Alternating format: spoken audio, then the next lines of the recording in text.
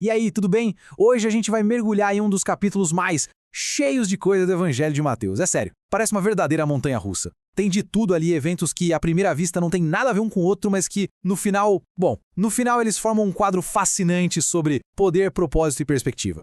Pois é, né? Parece uma mistura bem estranha. No momento a gente está lá no céu e no outro está discutindo finanças.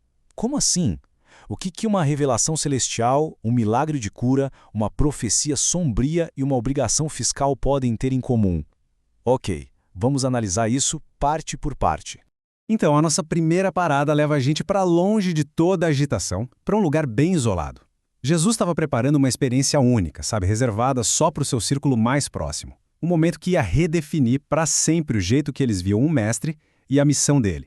A narrativa conta que Jesus leva com ele só 3 discípulos, Pedro, Tiago e João, para uma montanha bem alta. E a escolha do lugar, claro, é super significativa. Montanhas, na tradição bíblica, são lugares de encontro com o divino. Então, essa subida não é só física, entende? É uma elevação para um outro plano, um plano de revelação. E aí que algo extraordinário acontece. A aparência de Jesus se transforma bem na frente deles. Esse evento, que a gente conhece como a transfiguração, não é uma simples mudança de visual, claro. É uma manifestação da glória divina dele, uma espiadinha na sua verdadeira natureza, sem os véus da humanidade. É como se o céu estivesse tocando a terra. E a cena fica ainda mais densa de significado. Ao lado de Jesus, aparecem 2 figuras centrais da história de Israel. Temos Moisés, o grande legislador, o cara dos 10 mandamentos, representando toda a lei. E temos Elias, o profeta poderoso, representando todos os profetas.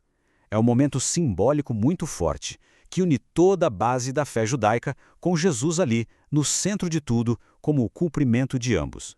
No auge desse momento, uma nuvem brilhante cobre todo mundo e uma voz ecoa do céu, a mesma voz ouvida lá no batismo dele. Essa é a confirmação divina, a declaração definitiva da identidade e da autoridade de Jesus. Para os discípulos, o espanto é tão grande que eles caem com o rosto no chão, tomados por uma mistura de medo e uma reverência profunda. Quando eles estão descendo da montanha, Jesus lhes dá uma instrução bem clara: silêncio. Mas por quê? Porque essa visão gloriosa, sem o contexto do sacrifício que ainda estava por vir, poderia ser completamente mal interpretada. O significado completo daquilo só seria entendido depois da cruz e da ressurreição. Aí sim, o quadro completo da missão deles seria revelado. E olha só, enquanto Pedro, Tiago e João ainda estavam processando aquela glória celestial toda, um drama muito humano se desenrolava lá no vale. A gente é jogado de volta para o caos e para a dor do mundo real, e o contraste é imediato e impactante. Assim que eles voltam, um pai desesperado se aproxima, se ajoelha. Ele descreve o sofrimento terrível do filho, que tinha ataques tão severos que a vida dele estava sempre em perigo. Ele já tinha procurado ajuda com os outros discípulos, mas a esperança dele estava acabando. Esse quadro aqui ilustra perfeitamente o ponto crucial da história. O pai diz que os discípulos não conseguiram curar o menino. O poder que eles já tinham usado antes parece que falhou. Aí, com uma única repreensão, Jesus restaura o menino completamente. A cura é instantânea, total, mostrando uma autoridade que os discípulos ainda não entendiam. Mais tarde, em particular, os discípulos, com certeza confusos e talvez um pouco envergonhados, perguntam para Jesus o motivo do fracasso deles. Por que o poder que eles viram em ação tantas vezes e que até já tinham usado não funcionou para eles naquele momento? A resposta de Jesus é uma das suas analogias mais famosas. Ele aponta para a pequenez da fé deles. E para ilustrar o poder da fé verdadeira, ele a compara a um minúsculo grão de mostarda. A lição é que o que importa não era a quantidade, mas a qualidade e a autenticidade dessa confiança. O problema não era a ausência de fé, mas uma fé que vacilava diante do desafio. Daí, o tom da narrativa muda mais uma vez e agora fica bem mais sombrio e pessoal. Depois de um momento de glória divina e uma demonstração de poder terreno, Jesus prepara seus seguidores para a dura realidade que os espera, o custo da sua missão. Reunidos na Galileia, Jesus faz uma previsão direta, chocante, sobre o seu próprio destino. Não tem metáfora aqui não, é a declaração clara de que ele vai ser traído, morto e, crucialmente, que vai ressuscitar ao terceiro dia.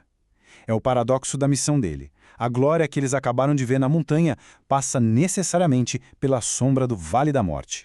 A reação deles é profundamente humana. O texto diz que eles ficaram cheios de tristeza. A promessa da ressurreição parece que foi completamente ofuscada pela notícia devastadora da morte iminente do Mestre. A dor da perda anunciada superou a esperança da vitória futura. E quando a gente acha que o capítulo não podia ficar mais variado, chegamos na história final. Deixamos as profecias sobre vida e morte para trás e entramos numa questão muito prática, muito pé no chão: o pagamento de impostos. Ao chegarem em Cafarnaum, os cobradores do imposto do templo se aproximam de Pedro. A pergunta é uma provocação, sabe? Testando se Jesus cumpria as obrigações religiosas e cívicas. Pedro, agindo por impulso e querendo defender seu mestre, responde na hora que sim, ele paga. Mas antes que Pedro possa falar sobre o assunto, Jesus se antecipa com uma lição sutil. Ele usa a lógica dos reinos terrenos. Os reis cobram impostos dos povos conquistados, não de seus próprios filhos. A implicação é clara. Como filhos do reino de Deus, eles estariam, teoricamente, isentos do imposto destinado ao templo de seu pai. E aqui a história toma um rumo extraordinário. Apesar de estarem isentos, Jesus diz para pagar para não criar um conflito desnecessário. E a forma como eles vão fazer isso é uma demonstração de poder divino na mais comum das tarefas. Ele dá a Pedro essas instruções muito específicas que terminam com a descoberta do valor exato do imposto para os dois na boca de um peixe. Então, passamos da glória na montanha à dor no vale, da profecia da cruz à praticidade do pagamento de impostos. O que une todas essas histórias que parecem tão desconexas? Vamos ver como tudo isso se conecta para formar um único e poderoso ensinamento. Quando a gente olha para o todo, vemos temas que se entrelaçam. A transfiguração revela quem Jesus é. A cura do menino revela o poder que flui através da fé nele. O anúncio da morte revela o custo de sua missão.